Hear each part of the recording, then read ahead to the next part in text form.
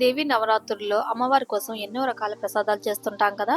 మరి simple and త్వరగా అయిపోయే ఈ కోకోనట్ స్వీట్ రైస్ని కూడా ఒకసారి ట్రై చేసి చూడండి. ఈ ప్రసాదం పాలు లేకుండా చేసుకునేదండి. సో ఇంకా పాలు విరిగిపోతాయనే టెన్షన్ లేకుండా చక్కగా ప్రశాంతంగా చేసుకోవచ్చు. మరి ఈ సింపుల్ కోకోనట్ స్వీట్ రైస్ మీకు నచ్చితే ఈ ఛానల్ని సబ్స్క్రైబ్ చేసుకుని ఈ వీడియోని లైక్ చేయడం మర్చిపోరు కదా. ముందుగా అయితే ఒక కప్పు బియ్యాన్ని లైట్గా ఫ్రై చేసుకోవాలండి. మరి ఎర్రగా ఏం ఫ్రై చేయని అవసరం లేదు, కొంచెం కలర్ మారితే సరిపోతుంది. ఈ బియ్యాన్ని ఇప్పుడు ఒకసారి కడిగేసుకొని సేమ్ ఇప్పుడు నార్మల్ రైస్ ఎలా వండుకుంటామండి అలా వండుకోవాలి. నేనైతే ఇప్పుడు ఈ రైస్కి ఒక కప్పు బియ్యం వేసుకున్నాను కాబట్టి 3 కప్పుల నీళ్ళను వేసుకొని వండుకుంటున్నాను. అన్నం ఉడికిన తర్వాత ఒక కప్పు కొబ్బరి పొడిని వేసుకోవాలి. ఇక్కడ నేను డెసికేటెడ్ కొబ్బరి పొడి ఉంటుంది కదా, అది వేసుకుంటున్నాను. మీ దగ్గర ఫ్రెష్ ఉంటే అదే వేసుకోండి, అదైతే మరీ మంచిది. 2 కప్పులు బెల్లాన్ని వేయాలి.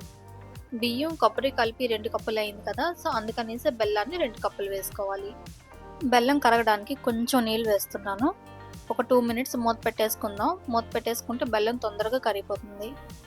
బెల్లం ఇలా కరిగిపోయిన తర్వాత కలుపుకుంటూ ఉంటే కొంచెం దగ్గర పడుతుంది అనమాట. ఇప్పుడు కొంచెం పలుచగా ఉంది కదా, ఇంకొంచెం చిక్కబడుతుంది. ఇలా దగ్గరికి అయిన తర్వాత స్టవ్ ఆఫ్ చేసి కొంచెం యాలక్కాయ పొడి వేసుకోవాలి మంచి స్మెల్ కోసం. ఇంకా ఫైనల్గా నెయ్యిలోని జీడిపప్పు బాదం ఫ్రై చేసి వేసుకుంటే మన స్వీట్ కోకోనట్ రైస్ రెడీ అండి. మరి కామెంట్స్లో చెప్పేయండి ఈ రెసిపీ సింపుల్గా ఉందా లేదా అని. అలాగే ఈ రెసిపీ ఎవరికన్నా ఇంకా యూస్ అవుతుంది అంటే తప్పకుండా వాళ్ళకి షేర్ చేయండి.